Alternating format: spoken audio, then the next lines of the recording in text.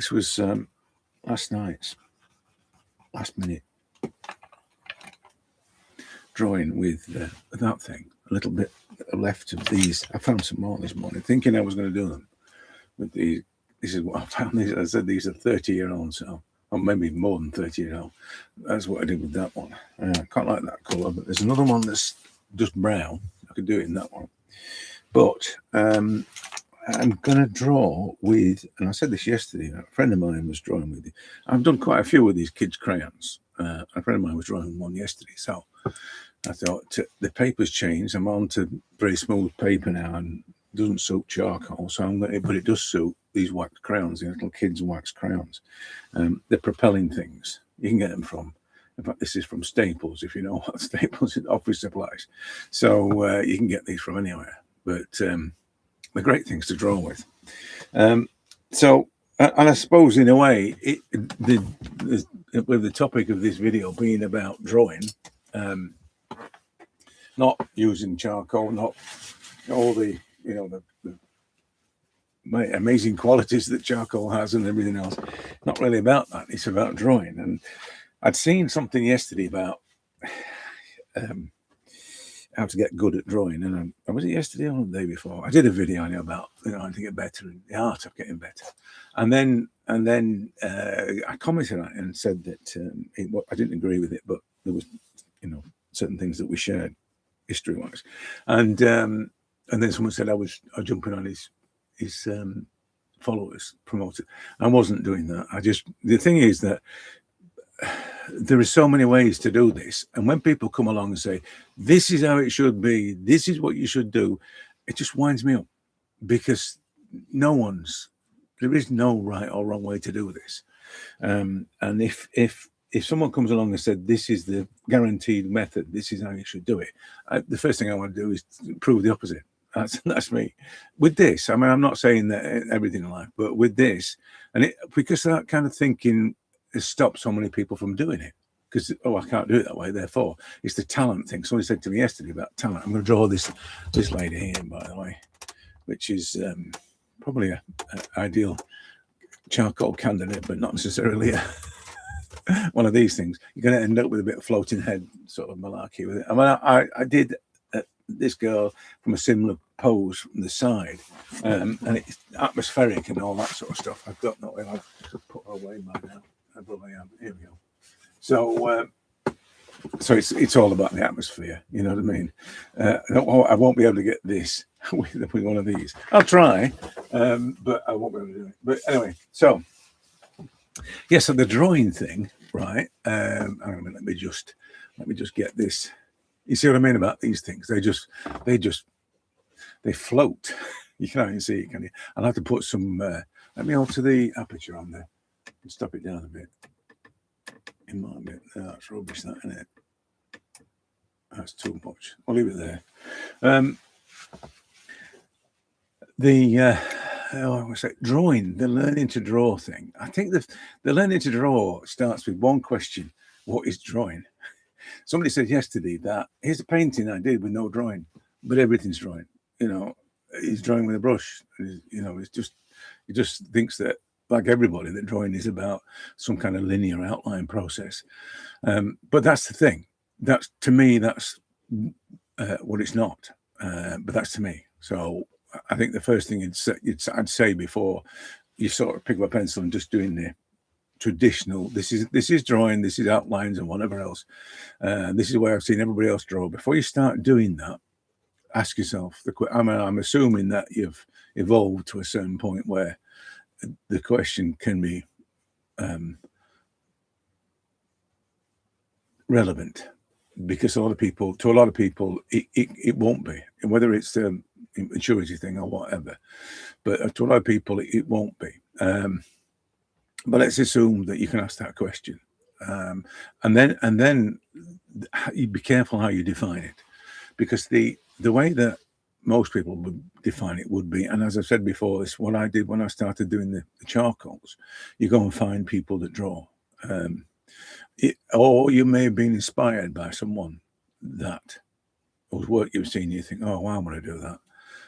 So just be careful when you diagnose your question, when you analyze what it is to draw. Because once you've got that, once it is, I have no definition other than it's just making marks to capture what I see, driven by what I feel. I don't really think of it, oh, it's this. It's a mechanical process. It's a step by step. Just in somebody talking about 5 steps to draw a portrait, and everyone, as are mine, every one of the comments, the processes, the steps. I don't really talk in steps, but I could turn it into steps.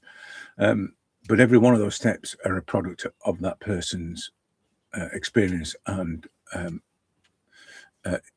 development, because they were just really good, but it wasn't because of these steps, and the steps themselves were entangled within a kind of necessary skill.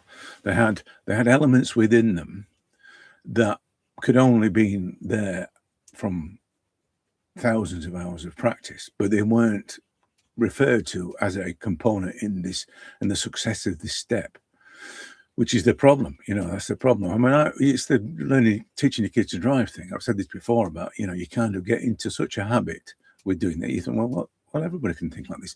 Presupposed comprehension. It's the teacher's curse. So things like that. I think you've got to be careful of somebody else's definition, basically. So drawing, fundamentally, I talk about this being just a creative expression, and that's as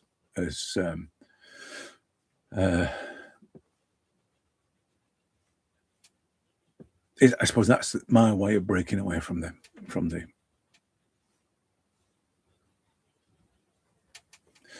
it being simply about a linear process. It's more than, because it's creative expression. So that's me doing that. I need, and I talk about it as being a creative thing, because I need that. I can't have it being just and it's only me, this, by the way. I don't expect you to agree with me. I can't have it just being a series of events. Repetition.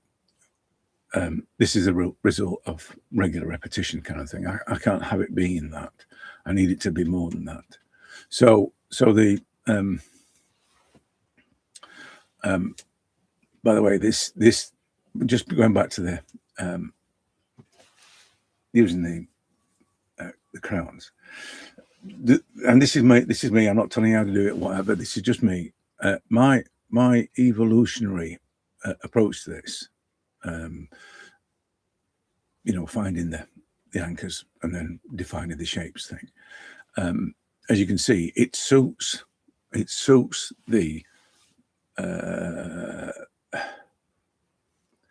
subject in a way. It wouldn't matter if it was drawing dogs and cats and whatever else. It's the same kind of thing.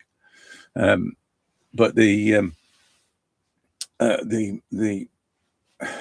so this guy does 5 steps, right? So first of all, there's a square there, there's a shape there. Let's anchor. It's comparative measurement, basically. So let's define that shape there, and then from that shape we can then align everything else. It's not really, and then we'll apply the tone right at the very end.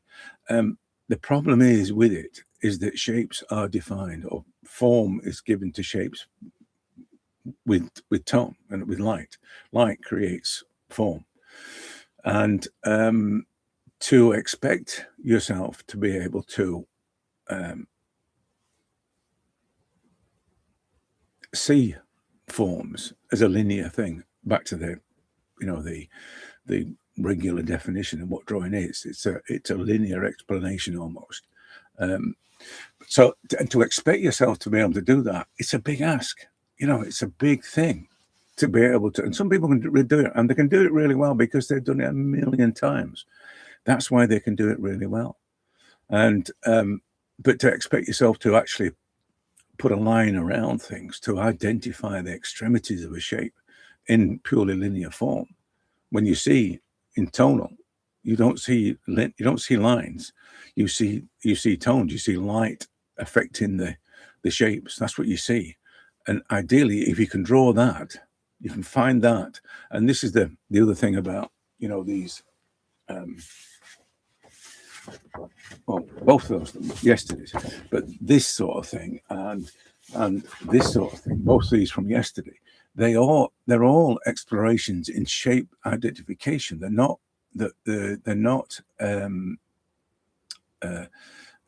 diagrammatical or attempts to outline a shape of any kind. They're just simply me wandering around trying to find the shapes, to define the face. But as I said, this is my conclusion, I suppose, in what drawing is. It's not about let's draw a line and color it in. I can't, there's too much skill dependency there for me, and I think that the skill dependency is probably one of the curses of the ways that people promote this. It's not, because it's what it does is it almost like acts like a gatekeeper. I haven't got those skills, therefore, or I haven't got those skills, so I must learn them. It either acts as a deterrent or as a hurdle, as an obstacle. But the thing is that it doesn't have to be like that. This is the other thing about defining what drawing is. Define, if you believe that it is about outlines and shapes and coloring it in, then that's fine. That's your thing. You have to follow that, whatever. That's a path that you have to follow.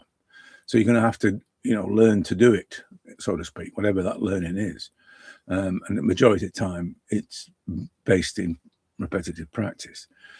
But that's what you're going to have to do if that's what you decide it is. If, like me, it's more of a response to something, then I have no learning to do. I don't have to learn, because my response is my response, not your response. It's my response. So I'm not really concerned with how you did it or how somebody else does it. I'm more concerned as to whether or not I'm able to capture my response. As long as that occurs, then it's a success. But to get to that point, to do that, it's weird. My as you've heard me banging on about this all the time, my thing is almost rebellious, and based in that kind of, well, I'm not doing it like that because, that kind of thing, which is defiant and rebellious. But it's also based in the anger, I suppose, I feel towards myself for letting the how it should be brigade tell me how it should be. I mean, it's not a conscious thing. I don't think it's anybody's doing this on purpose. I think it's the way that I don't know if it's a profession, but the art scene is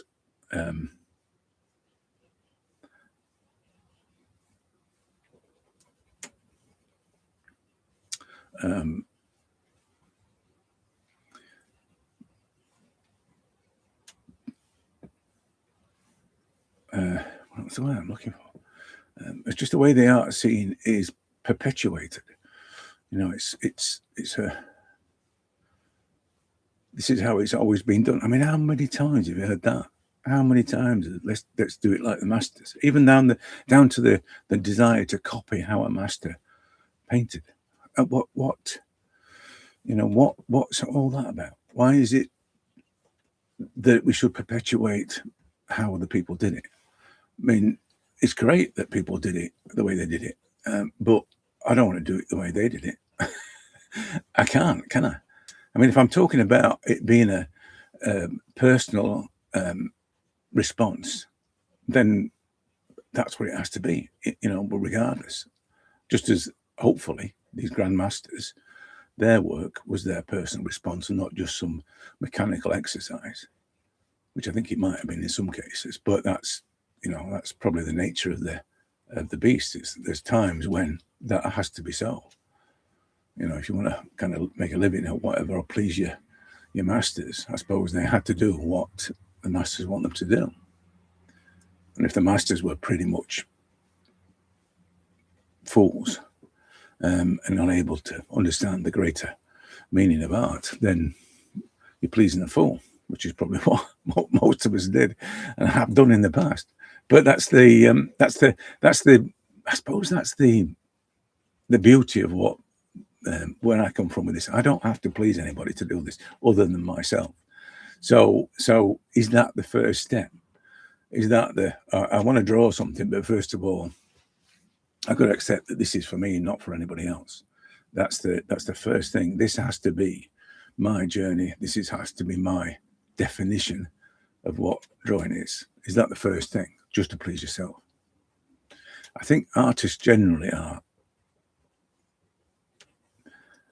selfish and do exactly that. I think that's probably one of the primary things of being an artist. You have to be selfish. You have to put yourself and your desire to create above everything else. Cutting the lawn, doing the washing up, everything else has to be put by the wayside because I am going to draw something, and that's probably true of all artists. I mean, I always makes me smile when people say you've got to set up a routine and find the time and all that. And as I said yesterday in the learning to draw thing, that the getting better thing, wild horses couldn't keep me away from this. So I don't get that people have to be forced almost kicking and screaming to set up a journal or to designate an hour a day or whatever. Crikey, I'd be as I said, I'd have to be restrained. so that I think, you know what I think that is. I think that's because I do it for my own pleasure, and it's that, and I everything I talk about the, the subjects that you choose and not drawing things twice and all those things are all about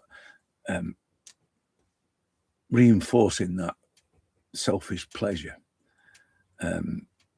Because if you enjoy doing something and you enjoy it, let's say it was because of the outcome, because it's not always about the outcome, but let's say it's just because it worked out really good and so you enjoyed doing it, you want to do it again.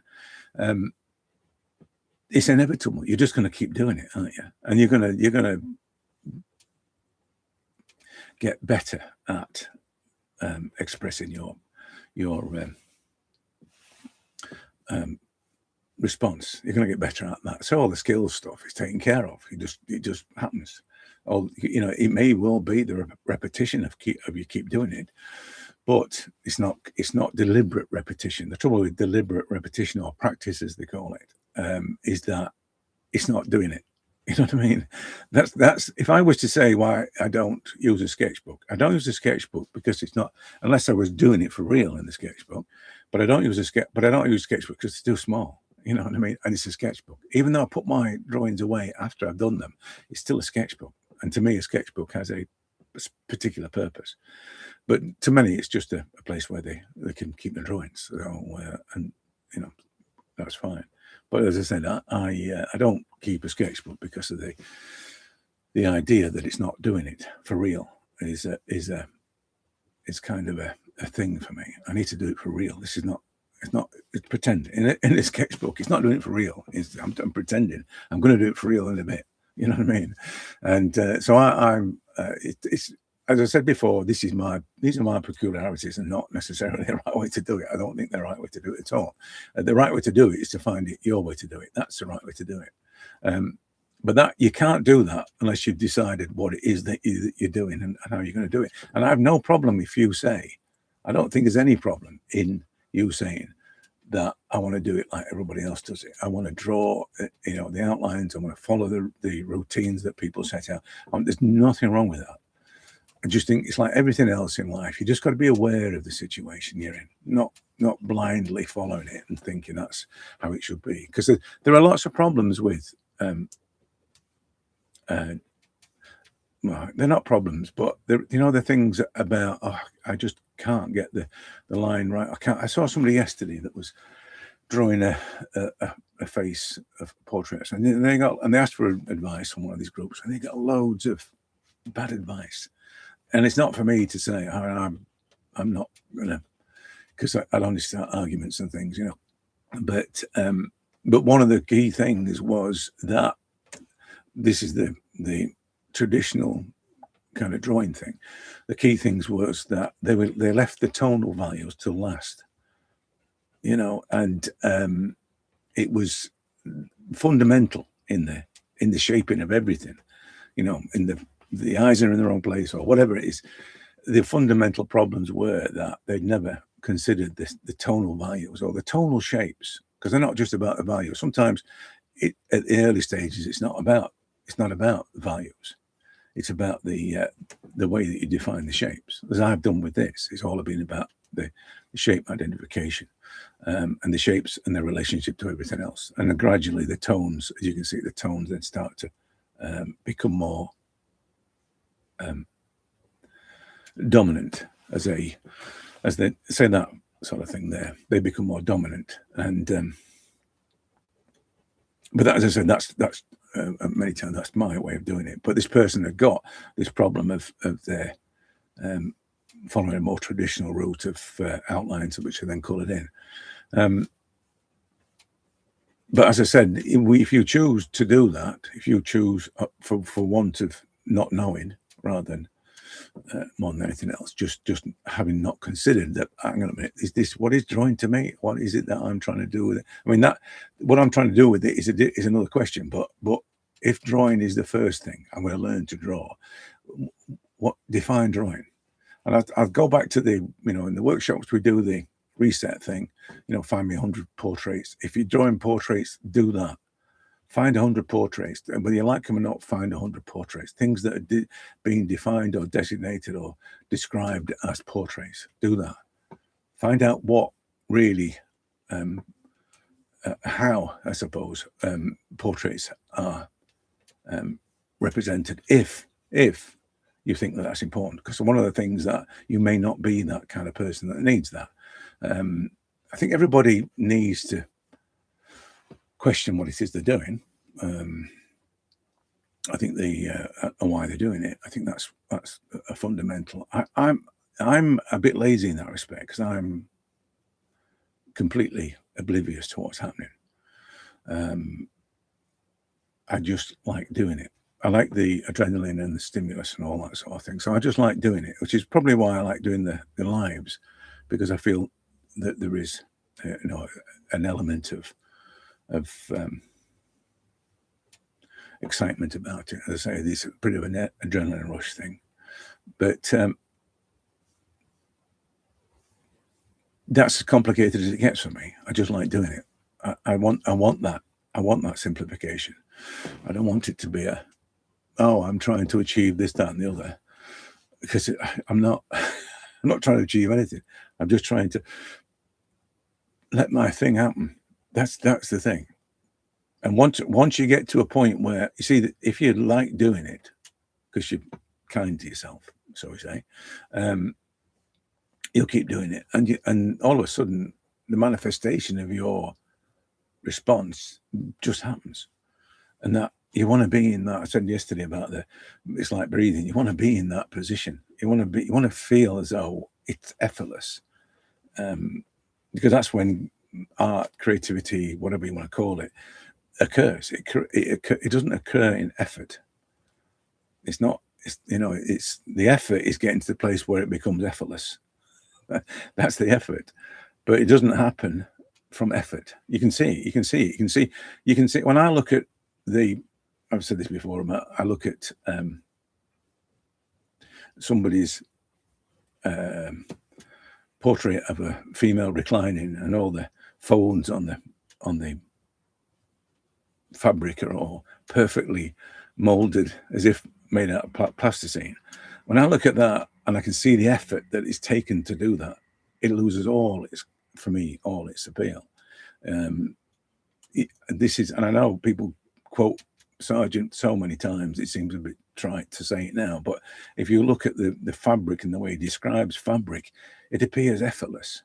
It doesn't appear that there are folds, that there are these plastic folds, because he's got to a place where the effort becomes completely invisible. So this is the thing. So if you can see the effort, it's craft. If you can't see the effort, it's art. It's as simple as that. But it starts with this definition thing. You define what it is that you're going to do in a particular way, and it'll set your path. It is about the technical aspects of it. It is about the anatomy of it. It is about all the techniques and things. As soon as you do that, then it becomes about that, and that's the problem.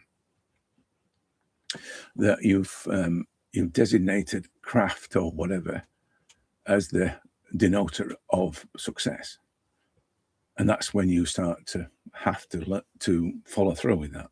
So your decision on whether or not drawing is a technical exercise or whether it's just an expressive thing has determined your growth. I'm not saying you can't change, and people do, and I know people ask me all the time about I want to be more loose in my style and what should I do and all that. More often than not, I just tell them to start again. So you got to reset the brain. I mean, that's just exactly what I did. So I mean, it's not like I'm not telling them to do the impossible. Although I did it because I stopped for 30 years. That's not something I'd advise. But nevertheless, it was a reset. I didn't know at the time, but it was a reset. And that helped me to then get a more different perspective on what I do, a more from the point of view of me, a more appropriate response approach. Because this approach, it doesn't suit everybody. I don't think that everybody would suit the freer, more expressive, less contrived approach. People need a kind of a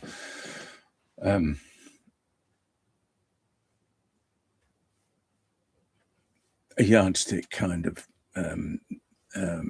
measurable, accountable type of outcome. It's good because that they need that. So I don't, as I say, I don't think that my approach is for everyone. But what I would say is that the number one thing is you just got to define what drawing is before you start, and then what it is and why you're doing it, kind of thing, is and then really everything's set from there. You don't really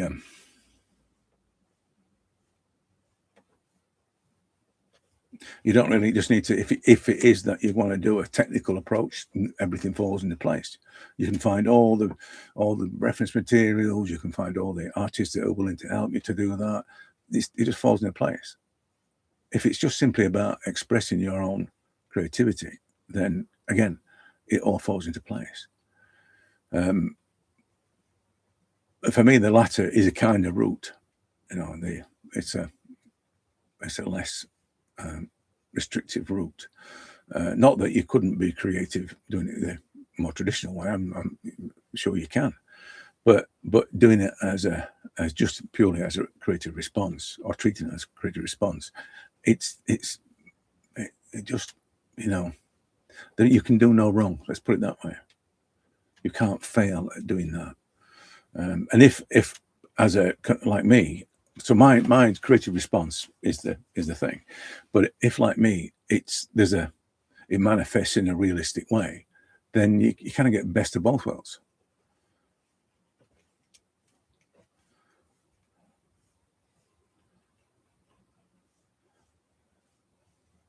Anyway, I think the learning to draw thing starts with defining what drawing is, and then once you define what that is, then pick choose that, go down that route.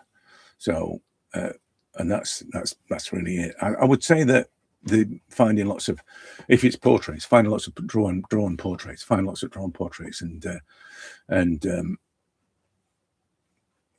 look at how people have addressed the same problem, how they have decided what drawing is. As I said, a lot of people don't even think about that. They just do it, and some will find a more creative route. Some will just go along with it, what everybody else thinks drawing is, and do it that way. But there are some people that have been able to find their own route, find their own way of doing this, and those are the people you want to take notice of. May not be right, may not be good, but if it's honest and pure, you'll see that. That's the other thing about it, is that there has to be the honest purity in the marks that you make, not a deliberate intention to impress or to replicate, or all the sort of things that drag art into the world of production and manufacture, and ultimately result in AI being able to copy it. All those sort of things you want to be aware of. So, and I'm not trying, as I say, I'm not trying to say this is the only way. What I'm trying to say is there isn't one simple way to do this. You've got to find your own way, and the only way you're going to do that is you've got to know what the destination is. So you wouldn't set out on a journey not knowing where you're going to end up, unless you were a Buddhist monk who started on a journey and found on the journey his actual destination wasn't where he anticipated it to be, which is a famous story, a Buddhist monk, but that can happen too. And I think that's probably what you should expect, even though you're aiming to be or to do in a particular way, because you don't really know. This is the thing about the finding your style thing. Your style will find you, but you've got to be on the road to finding it, if that makes sense. So a lot of people see something of a particular style and want to do it in that way, which is fair enough. But if it becomes a hard and fast goal, then it's going to just kill you. You want to be on the road somewhere to find where you want to be, and that's as good as designating a style and say, right, that's what I'm going to do. But you'll probably find, for all kinds of reasons. I'll tell you one of the reasons why is, this is me. If you want to talk about, I didn't have any oil paints. I didn't buy any oil paints, so put it that way. I found some in a charity shop and thought, oh, that'd be a good idea. I'll have them.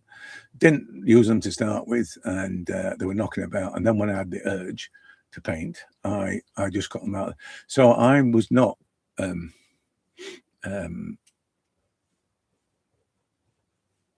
clear on what it would be to be, what I should do to be an oil painter, to paint portraits in oil. And I just, as a consequence of limitations, because I talk about this paper thing sometimes, but as a consequence of limitations, I developed in a particular way, and now it's quite a responsive, flexible. This is the paper I've got. This is the tool I've got. Let's make it work, kind of a way. And that, what happened with that is that it all became about the drawing. I suddenly realized that it wasn't about my technique, and it wasn't about the knowledge of the medium. It was about my observation, my response. It was about my drawing, which is what drawing is to me, observation and response. So it all became about that. And then consequently, whatever I picked up, whether it was Conti, kids' wax crayons or anything, a brush, I'd always be drawing. And that was a result of the not having the materials. The materials that I had were forcing me to respond in a certain way, and to get around that, I lent. I've said this before. I kind of lean on the drawing. I always resort to drawing. If I can't get the medium to do what I want it to do, and you'll see that, when I do the oil pastel thing, sometimes I draw a long way into the thing with the pastels. And that's me leaning on the drawing, because it was the only way that I could have this universal response to have a universal, non tool dependent, medium dependent kind of thing. It was just drawing could be the root of everything, and whether or not I drew with a pencil or a charcoal or a brush or whatever, it was always going to be the drawing that made the thing work. As I said, on the way to a particular outcome, both the my skill restrictions and the tool restrictions forced a particular outcome, and so that's one of the things. You may say, right, drawing is this, and this is what I'm going to do. But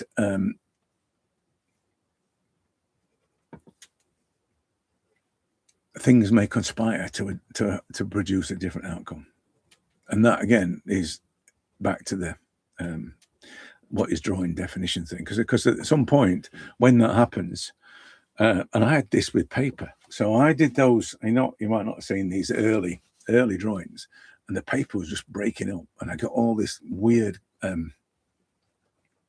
textural stuff going on, sort of like the faces had got nasty rashes of spots or freckles, or it was just breaking up all the time, and I really got uptight about this, the fact that the paper was just breaking down and not holding the tone, or it was getting patchy or what. But in the end, I kind of stopped worrying about that. It didn't matter. It really didn't matter. I suppose that's I'm not looking for perfection. I'm not looking for it to be a great drawing every time. I'm not interested in that. I'm just doing what I'm doing, and it'll end up the way it ends up, kind of thing. And that came, as I say, from the medium the materials just being, I suppose, not good enough. They were not made for the kind of abuse that I was giving them, because I said this about the charcoal. You can fix charcoal really easy, and I would be moving our eyes around and noses and all kinds of stuff, and rubbing it out, moving it across, and the usual sort of things, and the paper just wasn't having it, because I don't buy decent paper. I don't buy paper that's made for doing this. I just buy whatever, whatever's cheapest. That's my motto. If it's cheap, I'm having it, But so it was just breaking down, and again, it's one of those serendipitous things. It was meant to be. It was meant to be that I'd learn to use any kind of paper, or I'd learn to use any kind of medium. It was meant to be that I'd use different types of charcoal, homemade charcoal, and the shop bought stuff just in the same way. It was just meant to be. It wasn't a case of a deliberate thing. I'm going to learn to use kids' wax crayons in a particular way, because I've seen there's a guy that uses them on Instagram, and it's a particular way. He maybe uses only one or two colors, but there's spirits involved and smudging involved and all that kind of stuff. And as soon as that it gets like that for me, I'm not interested. I'm not. If it requires anything other, this is a typical example. If I'm using a bit of charcoal, say I was using one of the pieces that I was using yesterday, I'm using that from start to finish. So I'm not picking up and putting down and changing it and sharpening it. So I'm using it from start to finish. So that was that drawing in the lesson yesterday morning was just done with that piece of charcoal. So I'm not faffing around. That's a British phrase, basically equivalent to messing about. And so consequently, if anything, if the guy's like, oh, you got to do it like this, and you're going to put some terps on it, and it'll do this, and whatever spirit he was adding to it, I have no idea. But if suddenly it gets complicated like that, I don't want to know, because the complication is the thing that gets in the way of my expression, my creative expression, because I have to start thinking about it. And somebody said yesterday, it's something about it's crazy how the brain, we draw what the brain lets us see. I don't know if that's really deep or whether or not that's just a bit daft, but it sounds deep, doesn't it? But you see, I'm not sure the brain is letting us. It's just the brain that's letting us see things. I think it's our hearts, our souls that lets us see things. When you see somebody and you have a response, and this is the thing that I like to think that I'm connecting with. But when you see somebody, you have an emotional response to them. That's the thing that allows me to draw. That emotional response is the thing that I'm driven by. So this idea that the brain will allow you to do it, I'm not sure about that. But drawing. If you're going to do it, if you're going to learn to draw, then decide on what drawing is first. not just, question what drawing is first. It may well be what you think it is, but it's important that you actually ask the question, because it may not be what you think it is. And then from there, the question after that is about your purpose to doing it. Your reason for doing it is the number one thing. And often people, it's just to, it's just to please other people in a basic, simple, and that was my motives, to prove I was good enough, to show how I could do this special thing and get people to appreciate me more and respect me more and all that kind of stuff. So it was I think most artists are like that. It was driven by the wanting to be liked thing, and I think it's wanting to be liked because for the majority of our lives we're not liked for being an artist. We're almost despised for being artists, and that drive to be liked, it comes from that. Not being good enough, not being like your cousin who's got a great job working for the electricity board. That's a true story, by the way. So, but that's what it's like. So your reason, just be careful with your reasons. Just be careful that it's not just like anybody else's reasons. The same thing.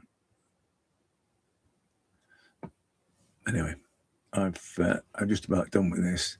I like these crayons. I like these crayons because of the it's a bit like a ballpoint because it's blue. It's not really like a ballpoint at all, but because it's blue, it feels I've drawn it in a block with a ballpoint. But I like them because of the and this is probably the charcoal kind of training. You can and I've talked about holding it yesterday, and being a kind of a buffer thing, but because of the gentleness of the marks with charcoal, it transposes into this, but better, because whereas with charcoal, and there is always a flow thing for me. Charcoal has to flow on the surface, and it has to sort of glide across the surface. And sometimes I want you to make a mark, sometimes I don't. It's like that with charcoal for me. But with this, the gliding is there without any effort. If it's smooth paper, by the way, don't use these things on rough paper, because it's terrible. It's like you lose control of the tonality of everything. Do it on photocopy paper. It's probably the best thing for this. These kind of harder mediums, harder dry mediums are better on smoother paper. If you use a soft paper, if you use a soft medium like charcoal, don't use it on smooth paper. You just end up with the grayness of everything, and that's not good. But because you need the tonal range. People do it on thingy paper, on smooth paper, and what happens is you reduce the tonal range and it flattens everything, and suddenly you're not getting the what this guy was saying I just remembered what he said on the 5th step, talking about the tones. You identify the darkest tones, and then you identify the lightest tones, and then you color in between. You work out. That's just nonsense. Honestly, that's just nonsense. It's like, well, that's a learned behavior. That he's picked that up from somewhere. I mean, his work's amazing, but it looks like he's been doing it for 30 years. It's not like, it's not like, oh, this technique helped me to do it in 4 days. No, mate, you've been doing it for a lifetime, since you were knee-high to a grasshopper, and now you're telling us that these tips and tricks are the way to do it. No, the way to do it is practice it forever. Practice it till your eyes bleed. That's how you do it. But anyway, so the delicacy of these things on the smoother paper allows for admittedly hatching kind of technique, but it also allows for this gradual build-up. It's almost like you can layer these things. So as this gets darker, as I get this shape nailed down, and I gradually work that shape as it should be, and the the wax builds up on it, it creates a better range of densities. And it's I tell you what, the other thing about it is it's controlled like graphite. You know, you can do this with graphite and you build it up gradually. And these things are very similar in that respect. So if you're a graphite user, these are probably great for the way that you work, because it works in that controlled progressive, which is why the ballpoint thing works, controlled progressive tonal build-up. It doesn't work if, and you're missing the point, if you're going to do outlines and then define the extremities of tones and then color in between. That's not really the best way to do it, because one of the things that happens with these is that as you progressively build the tonality of things, there becomes a you probably can't see this, but there's a waste of marks. Right, there's a waste of marks, and the waste of marks are the marks that become the intermediate between the density shapes, the darker shapes that you're defining, and the lighter shapes, the lighter areas. They become the connected parts of it. So you inevitably get more feeling of form, because the shapes that you've defined are now connected to the shapes that are around them. You get more of a feeling of depth and form, because they're not simply outlines, hard boxes or shapes stuck in the middle of a white area. One of the things you want to do is you want everything to look like it belongs to everything, and that's what happens with these, because you get that as you're investigating the forms. What you're doing is you're actually refining its position, and at the same time as you're sort of molding it within its location. That sounds like I don't know what I'm talking about, doesn't it? Anyway, that's my way of doing this. Don't take this as read, and don't take this as I'm saying to you, you must do it like this. The only thing I'm saying to you is that you must do in this video is ask yourself what drawing is before you start. That's the only thing you must do. Everything else you take with a pinch of salt, but it's definitely got to be the most important thing. Right, I'm done. Otherwise, I'll just keep rambling on and on and on and on. And I've got a few things planned for today, so we're going to do a few more drawings. I'm going to be wax craning all day, I think, since I've got no paper. So there'll be more of these. I'm going to fix the hair a bit. It's a bit sharp in places, and a bit more flow in that, and to get the neck looking, and the shoulder part looking a bit more like it should, and yeah, and as I say, increase the density of things. Normal problems, but these are what, it's not really a problem, it's part of the development side of it. But yeah, I'll catch you later.